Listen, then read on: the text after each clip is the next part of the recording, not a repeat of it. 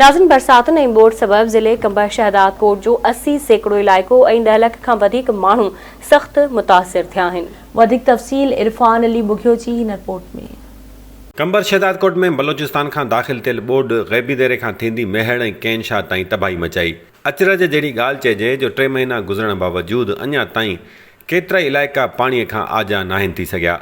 हिकु तरफ़ ॿोॾ ऐं बरसाति ज़िले कंबर शहदाद कोट में हज़ारें घर ड्राहे पट कया, लखें एकड़नि ते बीठल तयारु फ़सुल तबाह कया, त उते ई पखिड़ियल बीमारियुनि में वॾा हाञा बर्पा कया। आवाज़ न्यूज़ ज़िले कंबर शहदाद कोट जो रिपोर्टर हाकिम अली ख़ासकेली उन हवाले सां तफ़सील ॿुधाईंदे चवे थो त ज़िले में हिकु तरफ़ सारियालो फ़सुल तबाह थी वियो, त मथां वरी पाणी नेकाल न थियण सबबि कणिक जी पोखी थियण जा इम्कान बि ॾींहों ॾींहुं घटिजी रहिया आहिनि। अगरि जे जंहिं ॻोठ में पाणी त ॻोठनि मां निकिरी वियो ऐं ॻोठनि में जेके जॻहूं किरियल आहिनि उहे त जॻहूं जेके किरी पवनि, त अगरि जे उन ग़रीब मिसकिन मारूड़नि खे जेको आहे त टेंट ॾिना वञनि ऐं राशन ॾिनो वञे त हू पंहिंजे ॻोठनि में हलिया वेंदा। ॻोठनि में वञी उहे पंहिंजे टेंट अॾे उन ॻोठनि में पंहिंजो वेंदा। ऐं हिन वक़्तु जेको आहे त असांजो तव्हां ॾिसो सारियालो फ़सुलु त असांजो जेको आहे तमामु तबाह थी वियो।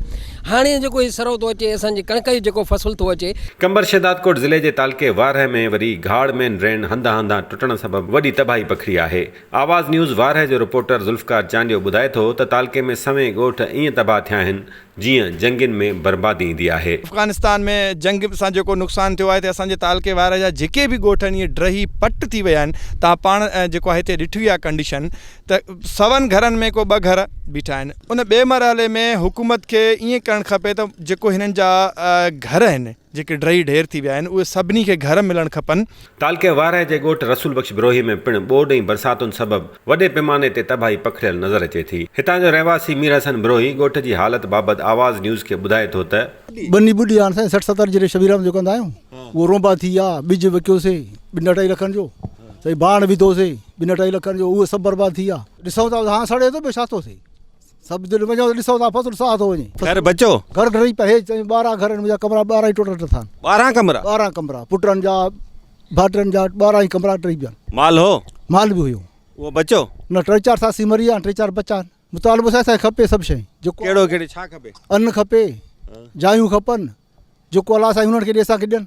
कंबर शहदाद कोट ज़िले जे हिकु ॿिए तालके नसीराबाद में 80 सैकड़ो फ़सुल ॿुॾी विया, हज़ारें घर ड्रही पट पइजी विया, समन जे अंग में माल मरी वियो। हिन वक़्तु जॾहिं फ़क़ति 20 सैकड़ो फ़सुल सलामत बीठल आहिनि त आपाशी खाते जा अमलदार हेॾो पाणी हूंदे बि तालके जी शाख़ुनि में पाणी छॾण लाइ तयारु न आहिनि। उन हवाले सां आवाज़ न्यूज़ नसीराबाद जो रिपोर्टर बशीर लगारी वधीक ॿुधाए थो त जॾहिं बरसाती ॿोॾ आई त नसीराबाद जो 80 सैकड़ो जेको आहे ॻोठ ऐं सारियालो फ़सुलु ॿुॾी तबाह थी वियो।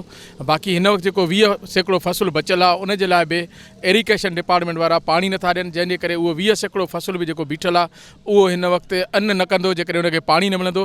ऐं ॿिए तरफ़ जेके माण्हू बेघर थिया उन्हनि खे हिन वक़्तु ई सही नमूने सां सरकारी सतह ते या चूंडियल जेके नुमाइंदा आहिनि असांजा, उहे उन्हनि खे राशन या ॿियो जेके खीमा वग़ैरह ॾियण लाइ तयारु कोन्हनि। हाणे ॾिसजे त सरकारी कंबर शहदाद कोट ज़िले जी इंतिज़ामिया पाणी नेकाल कराइण, डथल घरनि जी तामीर ऐं बेरोज़गार थियल हारियुनि, आबादकारनि ऐं ज़मींदारनि खे रिलीफ ॾियण लाइ कॾहिं थी तहरुक वठे।